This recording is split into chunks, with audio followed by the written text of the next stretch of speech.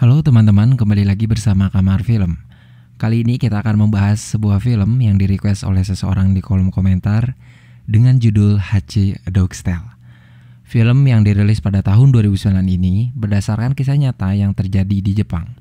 Sebelum kita masuk ke dalam pembahasan, tak bosan-bosan saya mengingatkan kalau ini adalah sebuah konten spoiler.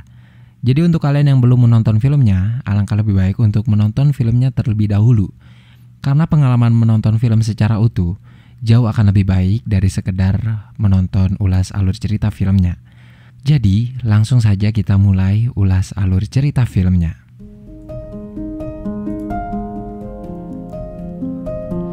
Film dibuka dengan memperlihatkan bagaimana seekor anjing yang sangat lucu tersesat di stasiun yang kemudian anjing itu dibawa oleh seorang pria bernama Profesor Parker. Karena pihak stasiun tak menerima anjing tersebut, akhirnya Profesor Parker pun membawanya pulang. Tapi ternyata Parker dan istrinya sudah sepakat untuk tidak memelihara binatang apapun di dalam rumahnya. Parker langsung menjelaskan kalau anjing itu tersesat di stasiun. Dan Parker pun berjanji anjing itu hanya akan tinggal sementara sampai ia tahu siapa pemilik dari anjing tersebut. Besoknya, ternyata anak mereka begitu suka dengan anjing yang belum diberi nama itu. Tapi, sang ibu bersikeras untuk mencari tahu siapa pemilik anjing tersebut. Kini sang profesor pun mulai menyebarkan selembaran tentang anjing itu. Barangkali yang punyanya akan melihat selembaran tersebut. Kini, profesor itu mencoba mencari tahu kepada temannya yang memang berasal dari Jepang. Ternyata, itu bukanlah anjing sembarangan. Anjing itu berjenis Akita, di mana jenis anjing itu sudah sangat langka keberadaannya. Di kalung anjing tersebut ada sebuah simbol Jepang yang artinya Hachi, atau bahasa Indonesianya adalah 8. Angka 8 merupakan angka keberuntungan. Dan teman dari profesor itu pun menyuruh profesor untuk merawat Hachi, karena anjing jenis itu tak akan pernah bisa berpindah ke majikan yang lain jika sudah bertemu dengan majikan pertamanya, di mana orang itu adalah sang profesor. Tapi istrinya tetap tak menginginkan jika mereka harus memelihara Hachi. Ditambah Hachi tak sengaja menghancurkan kerjaan dari istrinya tersebut, di mana hal itu membuat istrinya semakin tak menginginkan Hachi berada di rumahnya. Tapi diam-diam profesor itu masih saja terus membawa Hachi masuk ke dalam.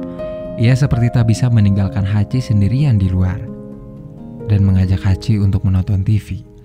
Sekarang, sang profesor semakin dekat dengan Hachi. Ia bermain-main dengan Hachi di sepanjang siang ketika ia libur dari kerjanya. Sampai tak lama kemudian, ada seseorang menelpon yang ternyata orang itu ingin mengadopsi anjing tersebut, di mana telepon itu diangkat langsung oleh istrinya.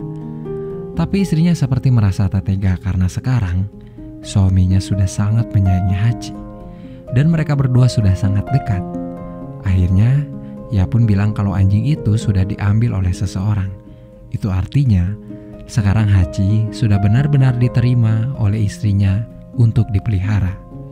Bertahun-tahun dari situ, Hachi sudah semakin besar dan semakin dekat dengan profesor. Bahkan sekarang istrinya pun dekat dengan Hachi dan mulai menyayangi Hachi sebagaimana yang dilakukan oleh suaminya. Hachi seperti punya insting yang kuat terhadap profesor. Bahkan ia tahu kapan profesor akan pulang dari kerjanya, yang kemudian selalu ia sambut di depan stasiun. Ada sesuatu yang membuat profesor keheranan, yaitu Hachi tak bisa bermain lempar bola, di mana hal itu yang banyak dilakukan oleh majikan dan anjingnya. Tapi Hachi selalu tak mau. Ia seperti tak tertarik dengan permainan tersebut. Karena penasaran, profesor itu pun menanyakan ke temannya yang berasal dari Jepang itu. Ternyata anjing jenis Akita memang tak akan mau bermain lempar bola seperti anjing kebanyakan. Hal spesial yang dimiliki anjing jenis Akita adalah kesetiaan bersama majikannya.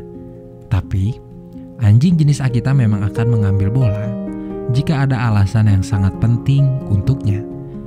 Setiap pagi hari ketika ingin berangkat kerja, profesor selalu tak mengizinkan Hachi untuk ikut bersamanya. Tapi profesor pun selalu merasa tak tega dengan wajah imut Hachi yang sedih itu. Dan akhirnya setiap berangkat kerja, Hachi selalu mengantar tuannya menuju stasiun. Jadi, selama dalam perjalanan, orang-orang pun kini mengenal Hachi. Dan lagi-lagi, setiap profesor pulang kerja, selalu ada Hachi di sana menantinya.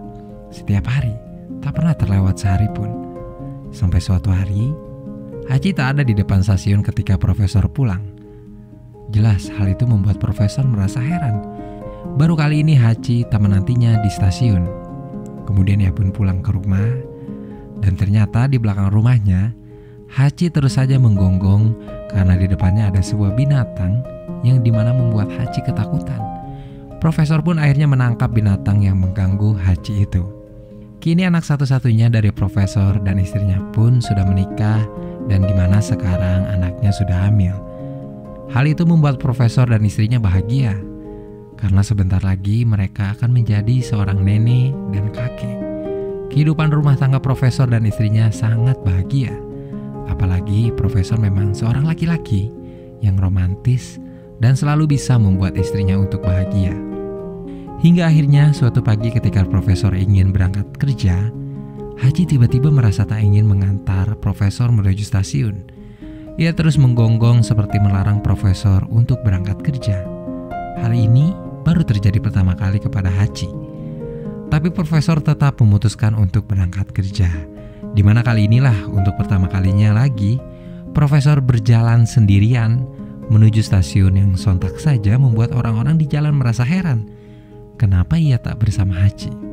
Sedangkan itu, Hachi sekarang mengambil sebuah bola yang membuat istrinya profesor keheranan. Karena untuk pertama kali ia melihat Hachi mengambil sebuah bola. Hachi ternyata menuju stasiun untuk mengejar profesor. Profesor pun merasa terkejut karena sekarang justru Hachi yang ingin bermain lempar bola.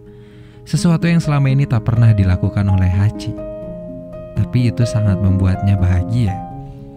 Meskipun Hachi terus saja menggonggong seperti melarangnya untuk berangkat, tapi akhirnya profesor tetap memutuskan untuk berangkat kerja.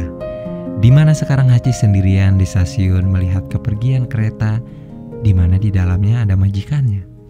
Siangnya, saat profesor sedang mengajar dan menjelaskan bagaimana musik bisa begitu berguna untuk kehidupan manusia, lengkap dengan bola Hachi yang selalu ia pegang, mendadak ia terjatuh karena serangan jantung yang langsung saja mengejutkan para mahasiswa di sana. Sore harinya, Hachi menunggu kedatangan profesor di depan stasiun, di mana kali ini profesor tidak pulang tepat waktu. Tapi Hachi tak pergi. Ia terus saja menunggu kedatangan profesor. Ia menunggu sampai malam, sampai di mana kereta terakhir tiba, di mana profesor tak kunjung juga pulang.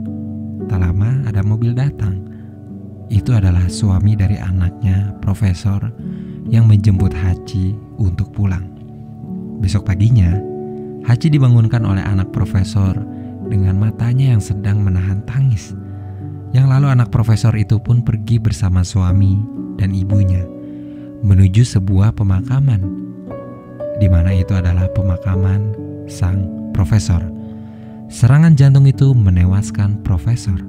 Sedangkan Hachi terus saja menunggu di depan stasiun, menanti kedatangan profesor bahkan sampai kereta terakhir, di mana bahkan petugas stasiun itu pun sudah pulang.